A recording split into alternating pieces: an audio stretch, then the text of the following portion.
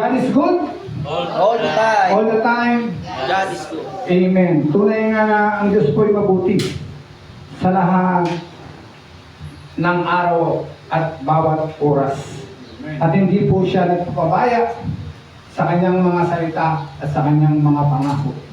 Tunay nga na sabi niya, kahit merong dalawa o tatlo na nagkatipon sa pangalan ko, ay naroon ako sa kalagitnaan nila.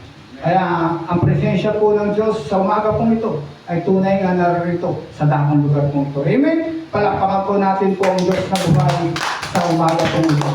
At ang salita po ng Diyos na ipagkakaloob po sa atin, ibibigay po sa atin ng ating Panginoong Diyos ay patungkol po sa kaligtasan na kay Jesus o na kay Jesucristo ang tunay na kaligtasan.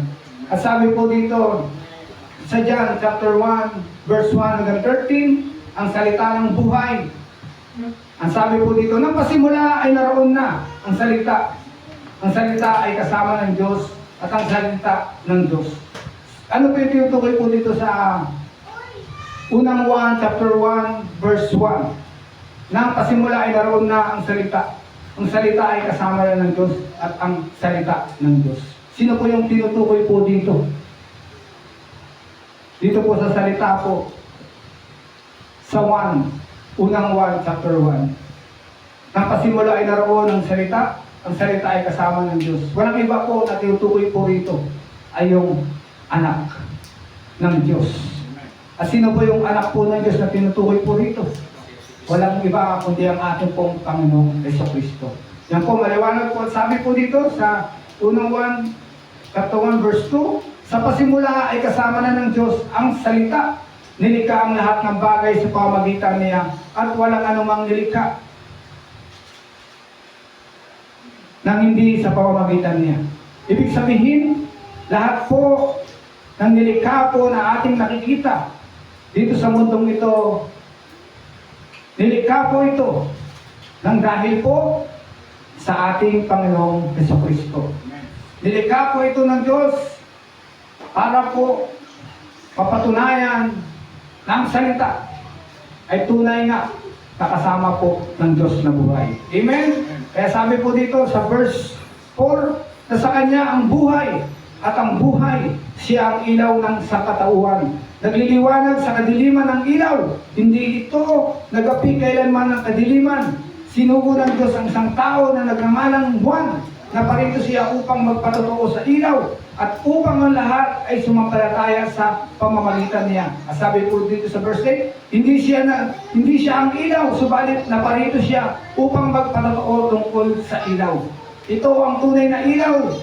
Dumarating ito sa sanlibutan upang magbigay liwanag sa lahat ng tao. Dumating ang salita sa sanlibutan, ngunit hindi siya kinilala ng sanlibutan ito na nilikha sa pamamagitan niya.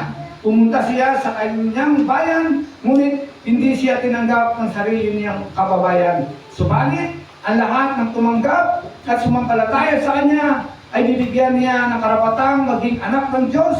Sila ay naging mga anak ng Diyos, hindi dahil sa isinilang siya ayon sa kalikasan at sa kagustuhan o sa kagagawa ng tao, kundi ayon sa kalooban ng Diyos. Palakpakan po natin po ang salita po ng Diyos sa araw po ito. Ito po yung una nakapahayagan po patungkol po dito na kay Jesucristo ang tunay na kaligtasan. Ibig sabihin po pala, ang lahat po ng ating nakikita mula sa pasimula, ito ay nilikha para po sa ating Panginoong Diyos na walang iba kundi ang ating Panginoong Jesucristo. At sabi po rito na kay Jesucristo ang tunay na kaligtasan. Tunay nga po na sa ating Panginoong Jesucristo po ang tunay na kaligtasan. At wala na pong iba na makakapaligtas po sa lahat ng tao maliban po sa pangalan ng ating Panginoong Jesucristo. At yan po yung sabi po dito sa Gawa, chapter 4, verse 12, sabi po dito, sa Kanya lamang matatagpuan ang kaligtasan sapagkat wala ng ibang pangalan sa buong daigdig na ibinigay ng Diyos sa mga tao upang tayo ay maligtas. Maliwanag po na ang Panginoong Jesucristo lamang po ang tanging tagapagligtas ng tao at ng sangkatauhan. Hindi po si pastor, hindi po ang apostol, hindi po si bishop, o hindi po ang sinumang tao na nabubuhay po sa ibabaw ng mundo ang makakapagligtas sa tao, kundi ang Panginoong Kristo lamang po ang tanging tagapagligtas ng sangkatauhan at lahat ng tao na nabubuhay sa ibabaw ng mundo. Maliwanag po rito sa pinapahayag ko sa mga gawa sa chapter 4 verse 12 na sa kanya lamang matatagpuan ang kaligtasan sapagkat wala ng ibang pangalan sa buong daigdig na ibinigay ng Diyos sa mga tao upang tayo maligtas. Sino po ito? Kaninong pangalan po ito? Na tinutukoy po rito sa mga gawa, walang iba kundi po ang pangalan po ng ating Panginoong Jesucristo. Marami pong ipinako sa krus, pero siya lamang po ang tanging ipinako sa krus na tao na tanging makakapagligtas sa lahat ng tao na maniniwala at sumasampalataya po sa Kanya. Hello! At sabi po dito sa Roma chapter 5 verse 21, kaya nga kung paano naghari ang kasalanan sa pamamagitan ng kamatayan, gayon din naman maghahari ang kagandaang loob ng Diyos sa pamamagitan ng pagpapawalang sala. Ito'y magdudulot ng buhay na walang hanggan sa pamamagitan ng ating Panginoong Kristo. Kaya na kay Kristo lamang po ang tunay na kaligtasan. Hello! Yan po yung sabi po sa mga Roma sa chapter 5 verse 21 na kaya nga kung paano naghari ang kasalanan sa pamamagitan ng kamatayan, gayon din naman maghahari ang kagandaang loob ng Diyos sa pamamagitan ng pagpapawalang sala. Ito'y magdudulot ng buhay na walang hanggan sa pamamagitan ng Panginoong Jesucristo. Kaya nga po lahat ng araw po ng sasampalataya sa Panginoong Jesucristo ay magkakaroon po ng buhay na walang hanggan. Amen? Kaya lahat raw po ng maniniwala sa Panginoong Jesucristo ay makakapasok po sa kaharian ng Diyos. Hello! Ang lahat raw po ng tatawag sa pangalan ng Panginoong Jesucristo ay tunay nga nakakalingain ng Diyos. Hello! Amen. At hindi lamang po yun, na kay Jesucristo po ang tunay na kaligtasan. Hello! Wala po kanino mang tao o kanino mang pangalan ang makakapagligtas po sa tao kundi ang pangalan lang po ng Panginoong Jesucristo. At walang ibang tao na makakapagdala sa kaligtasan, sa kaharian ng Diyos, kundi ang tanging Panginoong Jesucristo lamang po. At walang ibang tao na makakapagbigay ng buhay na walang hanggan, kundi ang tanging Panginoong Jesucristo lamang po. Yan po yung sabi po dito sa John chapter 3, verse 16. Sabi po dito, sapagkat gayon na lamang ang pag-ibig ng Diyos sa sangkatauhan, kaya ibinigay niya ang kanyang kaisa-isang anak upang ang sino mang sumampalataya sa Kanya ay hindi mapahamak kundi magkaroon ng buhay na walang hanggan. Kaya lahat nga raw po nagsasampalataya sa pangalan ng Panginoon Jesucristo at sa Kanya ay tunay nga raw po na magkakaroon ng buhay na walang hanggan. Ito po yung regalo po ng Diyos sa lahat po ng tao na nabubuhay sa ibabaw ng mundo. Kaya nga po, wala na pong ibang tao na makakapagligtas sa tao, kundi ang ating Panginoong Jesucristo lamang po. Na sa Kanya lamang po ang kaligtasan. At sabi po dito sa 1 chapter 3 verse 17, isinugo ng Diyos ang Kanyang anak, hindi upang hatulan ng parusa ang sanlibutan, kundi upang iligtas ito sa pamamagitan niya.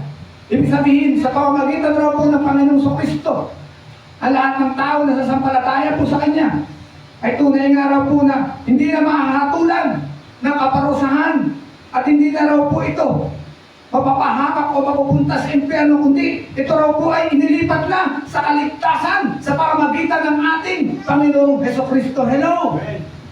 Kaya nga po tayo pong naririto, wala po tayong ibang sasambahin, wala po tayo ibang pupurihin, at wala po tayo ibang paglilimuran, kundi ang ating Panginoong Jesucristo na nagbigay po sa atin ng kaligtasan sa ating mga buhay. Kaya nga po, ang gawin po natin, habang po tayo naririto, ay manatili sa pananampalataya, manatili sa paglilingkod sa ating Panginoong Jesucristo. At dahil dito, lubusan pa po tayo na bibigyan ng Diyos ng kaligtasan. Yan po sabi po dito sa Hebreo chapter 7, verse 25, sabi po dito, dahil dito, lubusan niyang ililigtas ang lahat ng lumalapit sa Diyos sa pamamagitan niya sapagkat siya ay nabubuhay magpakailanman upang mamagitan sa kanila. Ibig sabihin po, yung kaligtasan ay pinagkakaloob ng Diyos sa tao. Pag raw po siya ay naniwala ng lubusan sa ating Panginoong Kristo, yung kanyang kaligtasan ay talaga naman pong isi-shield ng Panginoong Kristo at be saved. Yung kanyang kaligtasan dahil yung buhay po niya, pag siya'y nanampalataya, naniwala sa Panginoong Kristo, ay tunay nga na iingatan po ito ng Diyos. Sapagkat siya ay nabubuhay magpakailanman upang mamagitan sa kanila. Pag raw po tayo ay naniwala at nanampalataya sa Panginoong Kristo, siya raw po ang mag-iingat sa mga buhay po natin.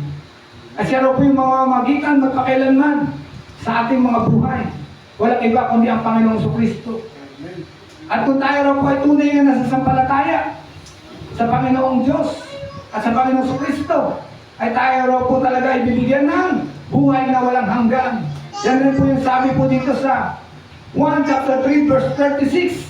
Ang sumasampalataya sa anak ay may buhay na walang hanggan, ngunit ang hindi sumusunod sa anak ay hindi magkakaroon ng buhay, sa halip mananatili sa kanya ang puot ng Diyos. Kaya dito po tayo sa sasampalataya, dito po tayo sa maniniwala sa Panginoong Kristo, sa Panginoong Diyos, para hindi po tayo maatulan ng puot po ng Diyos pag dumating na po ito sa mundong ito. At lagi po natin tatandaan na ang buhay na walang hanggan ay wala pong ibang makapagbibigay po nito kundi ang ating Panginoong Diyos at ang ating Panginoong Kristo. Sapagkat ang kalooban po ng Ama ay tunay nga na pinangyari niya po ito sa kanyang anak na walang iba kundi ang ating Panginoong Kristo. Ang sabi po dito sa unang 1, chapter 6, verse 14, sapagkat ito ang kalooban ng aking Ama, ang lahat ng nakakita sa anak at sumasampalataya sa kanya ay magkakaroon ng buhay na walang hanggan at sila'y muli kong bubuhayin sa huling araw. Maliwanag po ito. Lahat daw po ng mga sumasampalataya sa Panginoong Kristo, pagdating ng huling araw ay bubuhayin po ng Panginoong Diyos. Hello! Hindi po makakaranas ng kamatayan. Ang lahat ng maniniwala, ang lahat ng sasampalataya sa Panginoong Kristo. Kaya na kay Kristo lamang ang tunay na kaligtasan. Hello! Wala na pong iba. Ang Panginoong Kristo lamang po ang tunay na makakapag-ahon sa atin sa kasalanan. At siya lamang pong tanging makakapagbigay po sa atin ng kaligtasan. Kaya nga po, ang lahat po ng sumasampalataya po sa Kanya ay hindi po mapapahiya at hindi po mapapariwara. Tunay na nakakalingain po ng Diyos Ama ang lahat ng sumasampalataya sa Kanyang anak at naniniwala sa Kanyang anak sapagkat ibinigay ng Panginoong Diyos, ng Diyos Ama, ang lahat ng kapamahalaan sa ating Panginoong Kristo. Kaya nga po, sinabi po rito sa mga gawa na walang ibang pangalan sa silong ng langit at sa buong daigdig ang ibinigay ng Diyos na makakapagligtas sa tao, kundi ang pangalan lamang po ng ating Panginoong Kristo. Hello! Kaya lahat po tayong naririto, wala po tayong ibang sasambahin, paglilingkuran, kundi ang ating Panginoong Diyos at ang ating Panginoong Kristo. Sabi po dito sa unang 1, chapter 6, verse 47 hanggang 48, pakatandaan ninyo, ang sumasampalataya sa akin ay may buhay na walang hanggan. Yan po yung sabi po ng Panginoong Kristo. Maliwanag po na sinabi po ito niya doon sa mga taong nakikinig po sa kanya nung siya po nagtuturo nung kapanahunan po niya noon. Ang sabi niya, maliwanag, pakatandaan ninyo, ang sumasampalataya sa akin ay may buhay na walang hanggan. May buhay na walang hanggan daw po.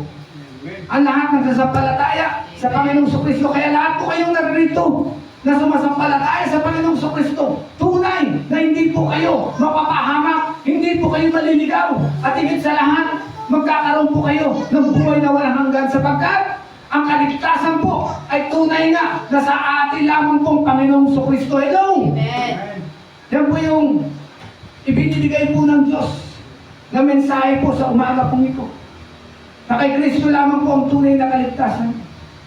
Kaya nga po, maging faithful po tayo sa ating Panginoong Diyos. Sapagat nasa Kanya po ang kaligtasan po natin. Sabi po dito sa 1 chapter 6 verse 48, ako ang tinapay ng buhay. Yan po yung sabi po ng Panginoong si Kristo. Nung siya po'y nabubuhay. Maliwanag, kiniklaim. At sinasabi ng Panginoong si Kristo, nung siya'y nabubuhay, na sa akin, ang buhay na walang hanggan. At ako, ang tinapay ng buhay. At hindi lamang po yun. Sinabi niya rin po dito sa 1 chapter 10 verse 9. Sabi niya po dito, ako ang pintuan. Sino mang pumapasok sa pamagitan ko ay maliligtas. Papasok siya, lalabas at makakatagpo ng pastulan. Kaya lahat raw po ng sumasampalataya sa Panginoong Kristo ay tunay na may kaligtasan. Hello! Amen. Ito po yung maliwanag. Kaya nga po, lahat po tayo maririto na naniniwala na sumasampalataya sa Panginoong Kristo, hindi po maliligaw ng landas, ng daan. Hello! Tunay ka na tumataha po tayo sa tunay na pintuan. Yan po yung sabi po rito. Sa unang 1 chapter 10 verse 9, ako ang pintuan. At sino mang pumapasok sa pamagitan ko ay maliligtas. Maliligtas daw po ang bawat isang tao na naniniwala at nananampalataya na ang Panginoong Kristo ang siya niyang Panginoon at tagapagligtas ng kanyang buhay. At papasok siya at lalabas at makakatagpo ng pastulan. Ibig sabihin, pag ang pananampalataya mo at ang paniniwala mo ay narito sa Panginoong Kristo, yung pintuan na pinapasukan mo raw at yung nilalabasan mo ay totoong pintuan at totoong labasan. Ibig sabihin po nun, yung patutunguhan mo ay totoong patungo sa kaharian ng Diyos. Hello! Totoong patungo sa paraiso. Hindi ka nililigaw ng yung paniniwala, ng yung pananampalataya, dahil yung iyong sinasampalatayanan at pinaniniwalaan yung anak ng Diyos na nagbigay ng buhay, ng kaligtasan, at nagbigay ng buhay na walang hanggan sa mga taong naniniwala at sumasampalataya sa Panginoong Kristo. Kaya na kay Kristo lamang ang tunay na kaligtasan. Hello! Maliwanag po ito na pinapaabot po ng Diyos. At hindi lamang po yun. Sinabi rin po ng Panginoong Kristo nung siya'y nabubuhay, ako ang mabuting pastol. Yan po yung sabi po dito sa sa 1 chapter 10 verse 11. Ako ang mabuting pastol. Inaalay ng mabuting pastol ang kanyang buhay para sa mga tupa. Kaya nga po, ang Panginoon Kristo po ay tumungo doon sa krus ng Kalbaryo dahil para ialay po niya ang kanyang buhay para sa mga tupa, para sa mga sasampalataya po sa kanya at maniniwala po sa kanya. At yung mga tao nga po na maniniwala sa kanya ay magkakaroon nga po ito ng tunay na buhay na walang hanggan at kaligtasan sa kanilang mga buhay. Kaya hinaling po ng Panginoong Kristo na sabi niya, ako ang tinapay ng buhay, ako ang pintuan, ako ang mabuting pastol. Hello! Wala na pong iba. Kaya hindi po si pastor, hindi po si pastora, hindi po si bishop, hindi po si apostol o kung sino mang mga karal ang makakapagbigay ng kaligtasan sa bawat tao, kundi ang tanging Panginoong Kristo lamang po ang makakapagbigay ng tunay na kaligtasan sa lahat ng tao na maniniwala at sasampalataya sa Panginoong Kristo. Hello? Sabi na rin po dito sa unang 1, sa 1 chapter 11 verse 25, sinabi sa kanya ni Jesus, ako ang muling pagkabuhay at ang buhay, ang sino mang sumasampalataya sa akin, kahit mamatay, ay muling mabubuhay. Ano ibig po sabihin po nito? Kahit makaranas raw yung tao na mahimlay doon sa himlayan po niya, sa huling hantungan, pagdating raw po ng huling panahon at pagbabalik ng Panginoong Kristo, bubuhayin po raw siya doon sa kanyang kinaroroonan na himlayan. Hello! Ibig sabihin, ang Panginoong Kristo raw po talaga ang tunay na buhay. Hello! At wala na pong iba. Yan po yung sinabi po ng Panginoong Kristo na ako ang muling pagkabuhay at ang buhay, ang sino mang sumasampalataya sa akin kahit mamatay ay muling mabubuhay. Ibig sabihin, lahat raw po ng sumasampalataya sa Panginoon Kristo ay hindi na raw po mamamatay. Anong ibig sabihin nun? Hindi na raw po siya mamamatay sa pangalawang buhay. Hello! Amen. Hallelujah! At sabi po dito sa 1 chapter 14 verse 6, sumagot si Jesus, ako ang daan, ang katotohanan, at ang buhay. Wala nang makakapunta sa Ama, kundi sa pamamagitan ko. Maliwanag po na kay Kristo lamang matatagpuan ng tunay na kaligtasan. At wala na pong iba. Itong mga sinabi ng Panginoon sa Kristo ay nagpapatunay na siya lamang po ang makakapagligtas sa lahat ng tao na nabubuhay po dito sa ibabaw ng mundo at wala na pong iba. At sinabi po ng Panginoon sa Kristo dito po sa John chapter 14 verse 6, sumagot si Jesus, ako ang daan, ang katotohanan, at ang buhay. Wala nang makakapunta sa Ama, kundi sa pamamagitan ko. Ibig sabihin, wala pong address na pangalan sa langit maliban sa Panginoong Jesucristo. Hello! Maliban kay Jesus Christ. Hello! Kaya lahat po kayong naririto, wala po kayong ibang sasambahin at paglilingkuran, kundi ang ating Panginoong Jesucristo. Ibibigay po ninyo yung the best na pananampalataya at paniniwala at paglilingkod sa ating Panginoong Jesucristo para kayong lahat na narito ay tunay na makapasok sa kaharian ng Diyos. Hello!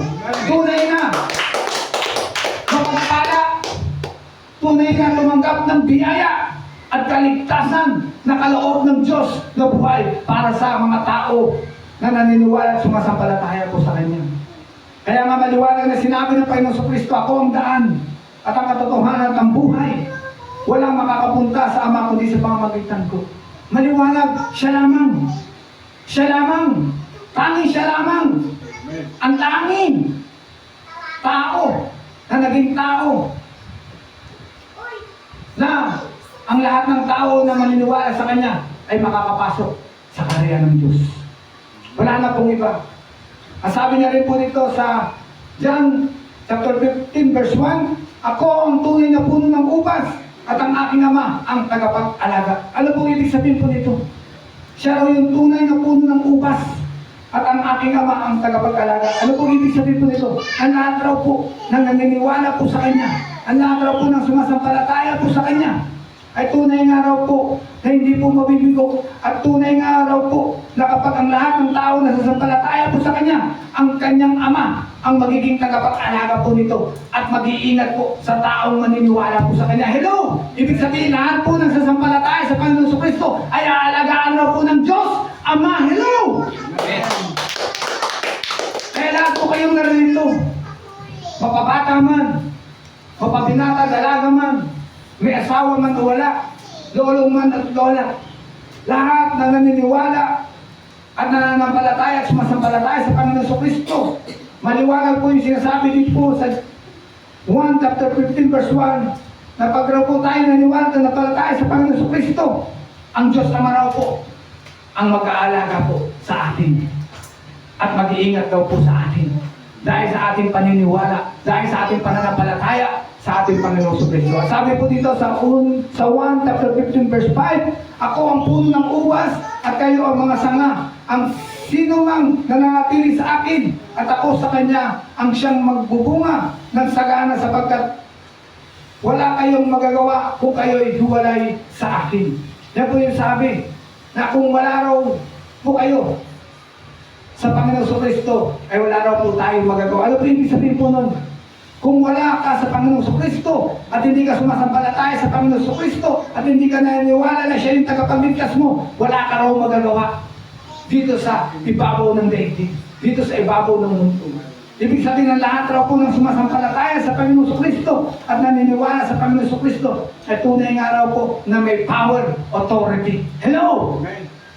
At sabi po dito sa Lucas chapter 19 verse 9 and 10, at sinabi sa kanya ni Jesus, ang kaligtasan ay dumating ngayon sa sambahayan ito sapagkat anak din ni Abraham ang tao ito. Ang anak ng tao ay naparito upang hanapin at iligtas ang naligaw. Kaya maliwanag po na kay Jesucristo lamang po ang tunay na kaligtasan. Amen. At sinabi po dito, ang kaligtasan ay dumating sa sambahayan ito sapagkat anak din ni Abraham ang taong ito. Ibig sabihin, lahat raw po kayong naririto na sumasampalataya sa Panginoong Kristo ay dumating na raw po ang kaligtasan. Hindi lamang raw po sa inyo, kundi kaligtasan sa buong niyong pong sambayanan at pamilya. Hello! Bakit po? Bakit po nasabi ito ng Panginoong Kristo na ang kaligtasan ay dumating ngayon sa sambahayan ito? Dahil nga po, naniwala kayo na ang Panginoong Kristo ang tanging makakapagligtas po sa inyo. Hello! At dahil kayo naniwala, hindi lamang kayo ang ililigtas ng Panginoong Kristo, kundi ang inyong buong sambahayan. Hello! Kung paano iniligtas ng Diyos yung sambahayan ni Rahab, yung sambahayan ni Lot, at yung sambahayan ni Noah, ganun din po ililigtas ng Diyos ang sambahayan natin. Kaya huwag kayong malungkot, mga brother and sister. Isang araw magugulat na lamang po kayo dahil sa inyong pananampalataya, dahil sa inyong paniniwala, dahil sa inyong paglilingkod. Isang araw, ang buong sambayanan nyo ay naririto na sa gawain ng Diyos. Hello! Sa church ng Lord. Hello! Magpakita lamang po tayo ng tamang pamumuhay sa ating sambayanan at isang araw, tapos ang gawa ni Satanas sa buhay ng asawa mo, ng anak mo, ng nanay mo, ng tatay mo, ng lolo at lola mo, ng tiyuhin at tiyahin mo. At isang araw, wasak ang gawa ni Satanas sa mga anak mo. Dahil ipinakita mo sa Diyos ang tunay na pananampalataya, tunay na paglilingkod, at tunay na pagsamba, at tunay na pagsasakripisyo para sa Diyos na buhay. Hello! Amen. Kaya, na kay Kristo lamang ang tunay na kaligtasan at wala na pong iba.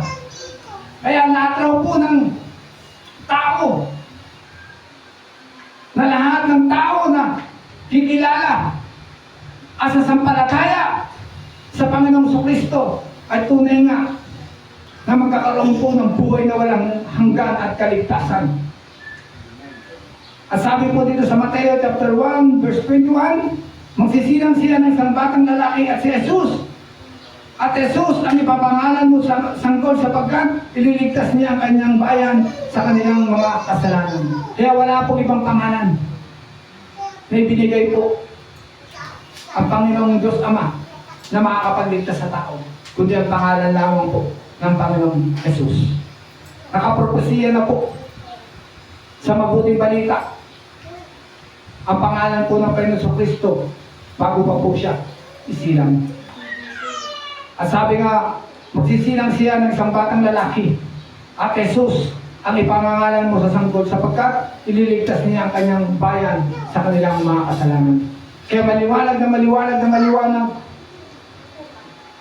ang tanging ang pangalan lamang ng Panginoon Kristo ang makakapagligtas sa lahat ng tao na nabubuhay sa ibabaw ng daigdig. Sabi rin po dito sa Lucas chapter 2 verse 11, isinilang sa inyo ngayon sa bayan ni David na nakapagligtas ang Kristong Panginoon. Kaya nga po, nung siya isinilang doon sa bayan ni David, doon po sa Israel, doon po sa Bethlehem, ay nagkaroon nga po ng kaligtasan ang bansang Israel. Nung siya ay isinilang sa bayan po na yan. At hindi lamang po yun, dahil sa awat abag po ng Diyos, pag-isa kapanahunan pong ito, isa po tayo ang nagkaroon po ng kaligtasan mula sa araw na ito hanggang sa pagbabalik po ng ating Panginoong Diyos. Hello! At sabi rin po dito sa Gawa, chapter 16, verse 31, sumagot naman sila, sumampalataya ka sa Panginoong Jesus at maliligtas ka, ikaw at ang iyong sampayanan. Maliwanag na inuulit ng Panginoong Jesus, ng Panginoong Diyos, na lahat po ng tao na maniniwala sa sampalataya po sa Panginoong Kristo ay magkakaroon po ng kaligtasan. Hindi lamang po siya, kundi maging ang kanyang buong sambayanan. Kaya it's time na tayo po ay mag-commit ng buhay sa ating Panginoong Jesus. Tayo po'y maglingkod ng totoo, ng tapat at wagas sa Panginoong Jesus.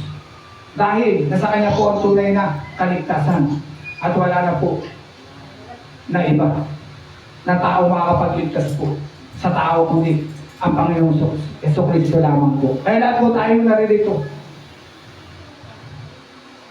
ay gawin po natin yung the best na magagawa po natin para po sa Diyos.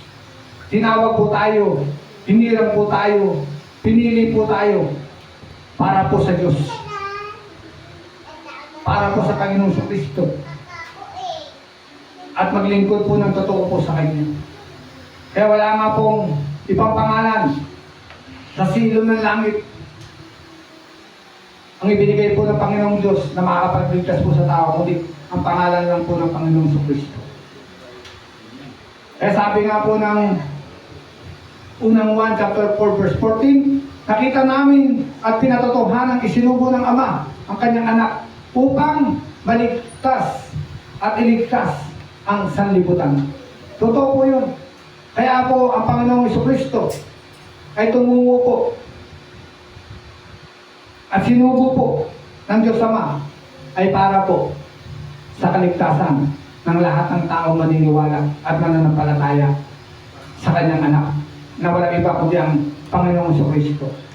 Kaya nga po, yung binasa po natin kanina, yung salita po ng Diyos, yung salita po ng buhay dito po sa John chapter 1 verse 18, nasabi po dito sa chapter 1 verse 1, ng kasimula ay naroon ng salita.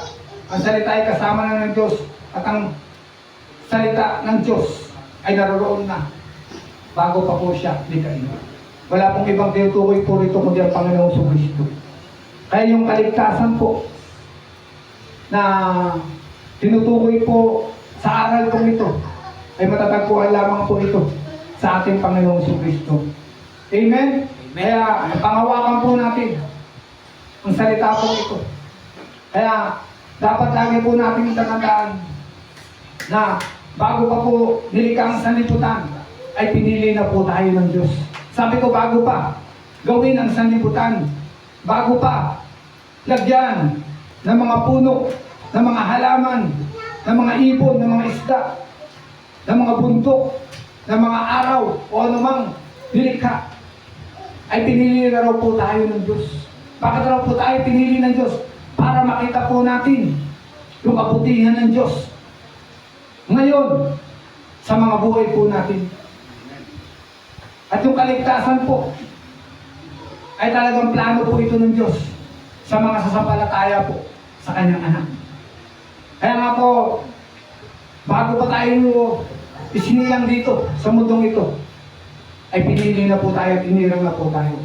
Yan po yung sabi po rito sa Efeso chapter 1 verse 4 hanggang 5. Sabi po dito, bago pa likhain ang sanlibutan, pinili na niya tayo upang maging Kanya sa pamagitan ng ating pakikipag-isa kay Kristo. Upang tayo'y maging banal at walang kapintasan sa harap niya dahil sa pag-ibig ng Diyos. Tayo'y Kanyang pinili upang maging anak niya sa pamagitan ni Kristo. Iyan ang Kanyang layunin at kalooban. Ibig sabihin, hindi po gawa ng tao o sino mang tao kung bakit kayo naririto. Hello! Ang Diyos po ang may kalooban nito kung bakit kayo naririto. Dahil bago pa nilikha ang sanlibutan ng daigdig, napili na raw po kayo sa oras na ito, sa gawain na ito. Hello! Amen. Kaya po kayo naririto. Yun po yung pinapaliwanag po ngayon ng salita. Ibig sabihin, kaya pala sa dinami-dami ng tao, tayo lang po yung naririto ngayon sa gawain ng Diyos at sa tahanan ng Diyos. Bakit? Napili na raw po tayo sa gawain na ito. Hello! Hindi pa pala tayo isinisilang na itakda na ito. Itong araw na ito na naririto ka sa gawain ng Diyos. Hello! Ibig sabihin, wala pa sa isipan mo na umati sa gawain ng Diyos. Itinakda na ng Diyos, dadalhin ka niya sa gawain niya. Hello! Amen. Kaya naririto ka ngayon sa gawain ng Diyos. Yan po yung kapahayagan po ngayon ng salita po ng Diyos na pinapaliwanag po sa atin. Kaya pala, tayo naririto. Ito rin yung katanungan ko eh.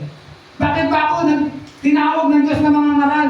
Yung pala, hindi pa ako pinapanganak isinisilang. Itinakda niya na ako sa gawain ito. Hello! Ganun din po pala kayo.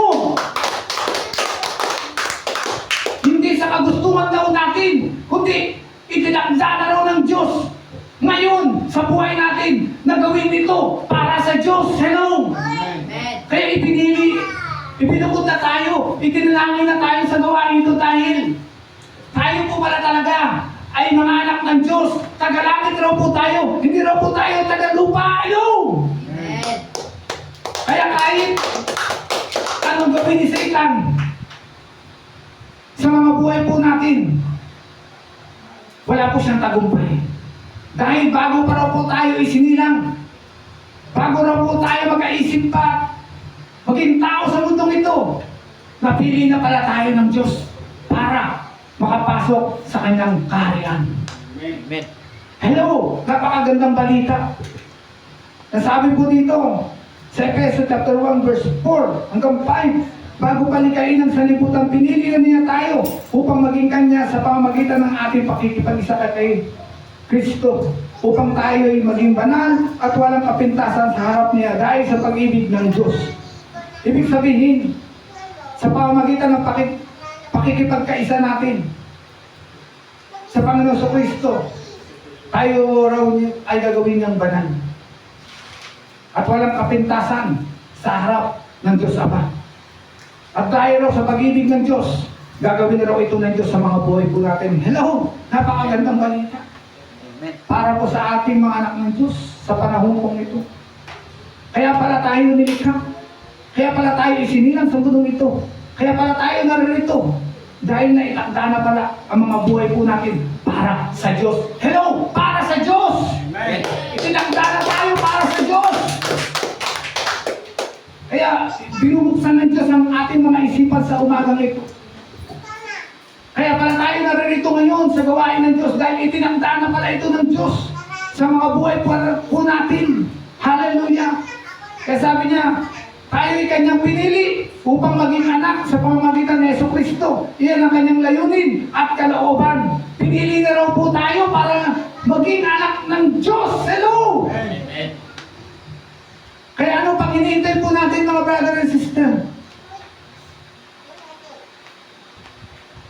I-commit, ipagamit, ibigay ang buhay natin para sa Diyos at para kay Kristo.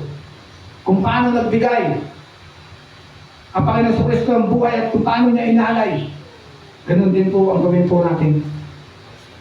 Sapagkat ang Diyos po ay hindi natutulog at hindi po nagbabago ng kanyang isipan. Ang itinakda ay naitakda na. Tayo na lamang po ang makakapagbabago nito kung paintulutan po natin na mawala yung regalo ng Diyos sa mga buhay po natin. Pero naniniwala ako dahil napakinggan niyo na po yung mensahe pong ito. Hindi po kayo papayag na mawala ang mga ibinigay ng Diyos para sa inyo. Sabi ko, hindi kayo papayag na mawala ang ibibigay o binigay ng Diyos para sa inyo. Amen? Amen. Tama po yun. Ngayon nalaman na po natin na hindi pa pala nililikha ang mundo. Isa na po pala tayo napili at nahiram at gawing anak ng Diyos sa kapanahonan ito. Napakaliwanag ng sinasabi po sa unang Efeso.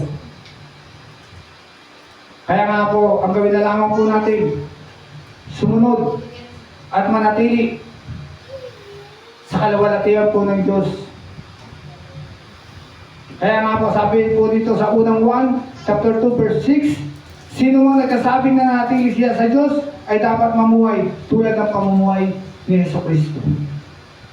Yun po yung maliwanag na kung naniniwala po tayo at sumasampalataya po tayo sa Panginoong Jesucristo, kailangan manatili po yung buhay po natin na nakaugnay sa ating Panginoong Jesucristo. Sapagkat kay Kristo lamang po ang tunay na kaligtasan at wala na pong iba. Amen? Amen. Kaya nga po maliwanag na nire-remind po ng Diyos po ngayon na sa Kanya lamang po tayo tatawag. Sa Kanya lamang po tayo mananalangin. Sa Kanya lamang po tayo hihingi. At sa Kanya lang po tayo aasa at wala na pong iba. Kung meron po tayo mga problema, sa Diyos po tayo lumapit. Kung meron po tayo mga suliranin o pangailangan sa buhay, sa Kanya lamang po tayo humingi.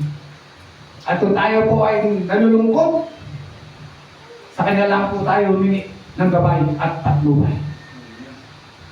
Para sa ganun, makita ng Diyos yung sincere po nating pananampalataya at paniniwala po sa Kanya. At pag ginawa po natin po yun, lahat po ng nabasa po natin sa mabuting balita, sa aklat ng buhay, sa Biblia, ay pagkakaloob po ng Diyos po yun sa mga buhay po natin. Wala pong pangako ang Diyos na hindi po niya tinupad. Lahat po ay pinangyari niya doon sa mga taong sumasampalataya at naniniwala sa Kanyang salita. At kung tayo maniniwala sa Kanyang salita, lahat ng ating napakinggan na salita ng Diyos at napakinggan at nabasa ay mangyayari at pangyayari nito ng Diyos sa mga buhay po natin. Lalo na po ngayon. Ligligan na po ngayon. Matira po ang matibay ngayon. Talagang dito po makikita kung sino yung mga tunay na Kristiyano.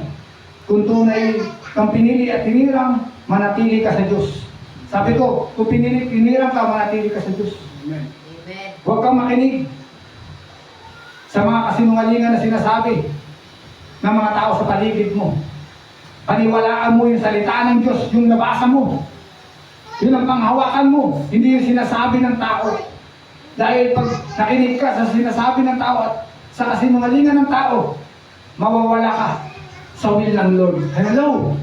Amen. Pero pag nanatili ka sa salita ng Diyos, mananatili ang pagsama ng Diyos sa buhay mo. Hello? Amen. At patutunayan niya ng Diyos sa buhay mo. At isang araw, yung desire mo, kung ano yung nitiin mo, nais mo sa buhay mo, isang araw magigising ka na lang. Nariyan na yan sa tabi mo at sa harapan mo. Kaya nga po, yung mga apostol, sa pangunguna ni Apostol Pedro, nung naitatwa niya ang Panginoong Sus at tumungo na ang Panginoong Kristo dun sa krus, at nung muling nabuhay ang Panginoong Kristo,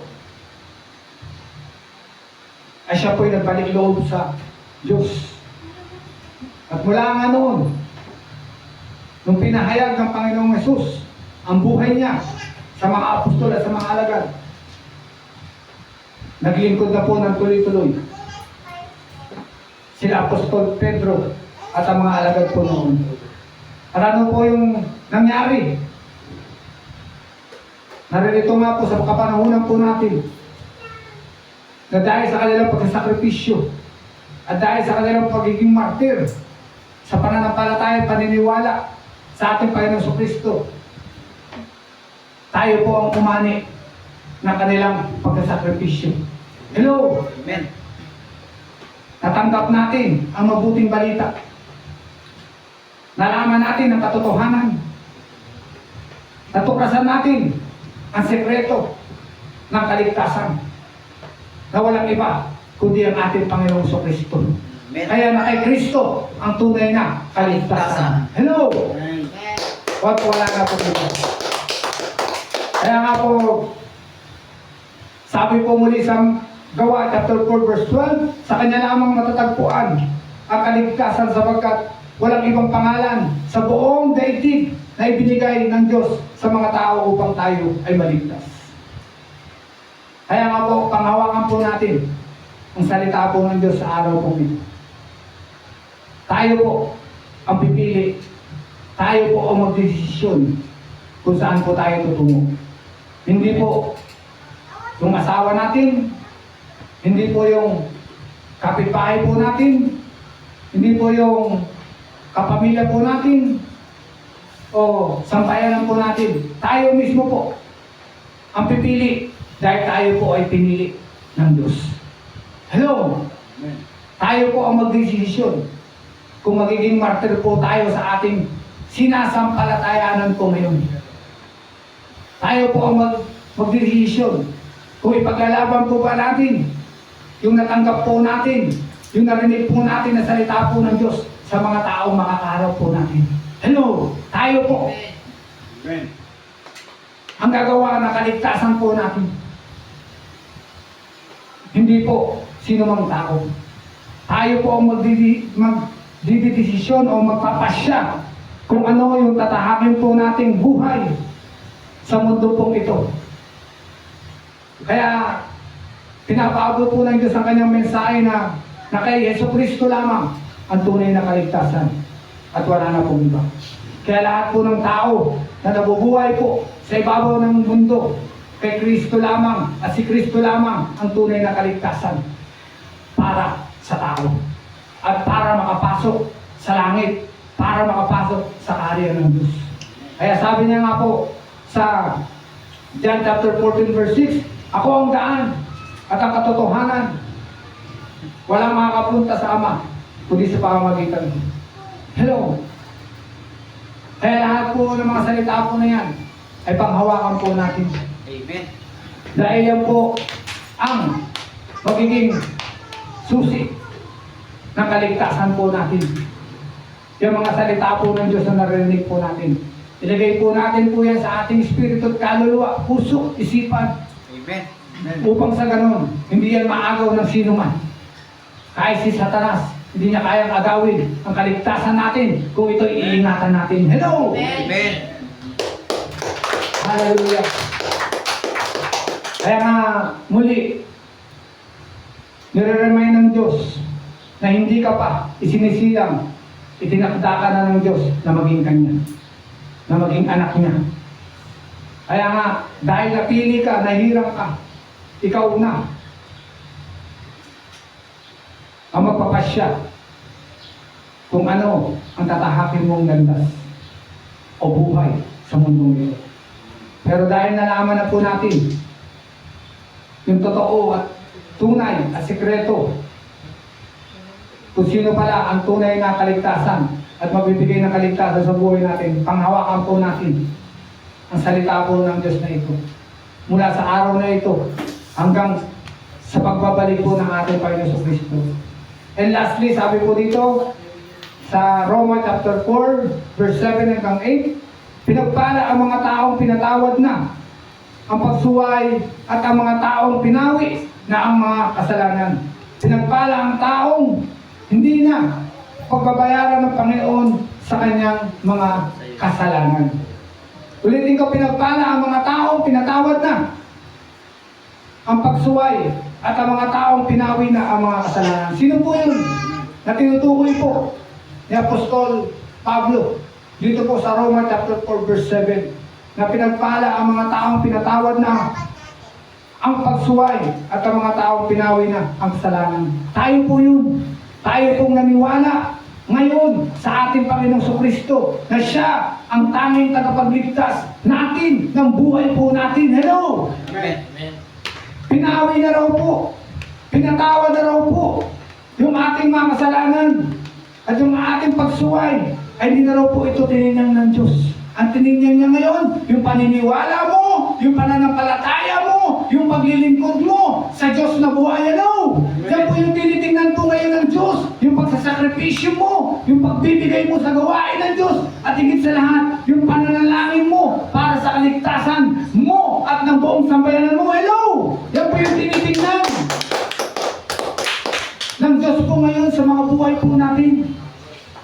Kaya pinagpala raw po ang lahat ng taong pinatawad na raw po yung kasalanan niya ngayon. Kaya dahil pinatawad na po yung kasalanan po natin, huwag na po tayo bumalik doon sa dating buhay po natin. Amen. Iwan na po natin po yun. At tumungo na po tayo sa bagong buhay. Buhay na mayroong walang hanggan na sa pamamagitan ng ating Panginoong Kristo. Tumungo po tayo doon sa buhay na ipinagkakaloob ng Diyos Ama sa pamamagitan ng kanyang anak na walang iba kundi ang Panginoong Kristo. Sabi po dito sa Roma chapter 4 verse 8, pinagpala ang taong hindi na pagbabayaran ng Panginoon sa kanyang mga kasalanan. Ibig sabihin, tayo raw pong nakapag-isa na sa Panginoong Kristo ay nilimot na raw po yung ating mga kasalanan mula nang tayo ay magkaroon ng kaalaman, ng kabutihan at masama.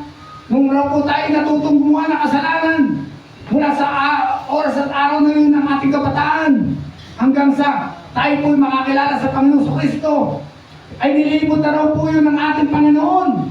At sabi po dito, pinagpala ang taong hindi na pagbabayarin ng Panginoon sa kanyang mga kasalanan. Bakit raw pinagpala? Kasi nga raw po, hindi na raw po siya tutungo sa impyerno, kundi tutungo na raw po siya sa kaharian ng Diyos. Hello! Amen. Maliwanag po rito, yung direct po dito, na pangungo sa kasalita po ng Diyos. Ang lahat ng sumasampalataya sa Panginoon Kristo ay hindi na raw po tutungo sa impyerno, kundi tutungo na raw po doon sa paraiso, doon po sa kaharian ng Diyos. Kaya lahat raw po tayong naniniwala na nanampalataya sa Panginoon Kristo ay tunay nga na makakapasok doon sa kaharian ng Diyos. Hello! Amen. Hindi na po tayo tutungo sa impyerno dahil inalis na po tayo po doon. Yan po yung maliwanag po dito. Kaya na kay Yesu Kristo ang tunay na kaligtasan. Hello! Kaya mag-ready na po tayo ng buhay, mga taga-God's the Provider. Dahil sa paghayo po natin, sa pag-evangelism po natin, bitbit po natin ang salitang ito na kay Yesu Kristo ang tanging tunay na kaligtasan. Hello! Isisigaw po natin po ito sa Luzon, Visayas at Mindanao. Isisigaw po natin po ito sa mga lalawigan ng bayan na kinaroroonan po natin. Hello! Ito na po yung time na isigaw na kay Yesu Kristo lamang ang tunay na kaligtasan at wala na pong iba. Kaya nga po sabi ko, Lord, mapalad talaga ang mga taong kumikilala sa iyo. Mapalad po talaga ang tao na naniniwala at sumasampalataya sa iyo. Sapagkat hindi mo bibiguin ang mga mitiin, ang mga naisin ng mga taong sumasampalataya sa iyo at naniniwala sa iyo. Totoo po yun. Nakita po namin na dahil sa paglilingkod natin ng totoo sa Diyos, isang araw, magugulat po tayo. Bibigyan po tayo ng malaki ng Diyos dahil napagkatiwalaan po tayo sa maliit. Sabi ko, bibigyan po tayo ng Diyos ng malaki dahil napagkatiwalaan po tayo sa maliit. Totoo po yun. Nakikita na po namin yung pagbukas ng pintuan para sa God's the Provider. Tayo na lamang po ang magdidesisyon nito. Lalo kayong naririto. Kasama namin kayo sa gawain ng Diyos na ito. Dahil sa kasama namin kayo sa gawain ng Diyos na ito, kasama rin namin kayo naaani. Hello! Amen. At ibibigay ng Diyos ang nararapat para sa kanyang mga hiniram at mga pinili. Hello! Sapagkat sabi nga ng mga ngaral, kung may anihan, kung may tanim, merong anihan. Hello! Kung merong taglagas, merong tagsibol. Kung merong tag-ulan, merong tag-araw. Hello! Ganun po yung gagawin po ng Diyos sa mga buhay po natin. Hindi habang panahon, may lungkot, meron din pong saya. Amen. Hindi habang panahon, umiiyak at lumuha, meron din oras at araw ng tuwa. Hello! Amen. At yan yung gagawin ng Diyos sa mga buhay po natin. Hindi panahon ng taghirap, meron din pong kasaganaan. Hallelujah! Kaya ipinapaabot po ito ng Diyos ngayon sa atin. Dahil gusto ng Diyos na malubos ang kasiyahan at kaligayahan natin. Dahil tinanggap natin ang Panginoon Kristo na Panginoon natin at tagapagligtas natin, bibigyan rin po tayo ng Diyos ng kapayapaan at kaginawaan sa mga buhay po natin. Dahil na kay Kristo at na sa Panginoon Kristo lamang ang tunay na kaligtasan. Palakpakan po natin ng Diyos at lahat po tayo tumayo sa araw at oras po ito.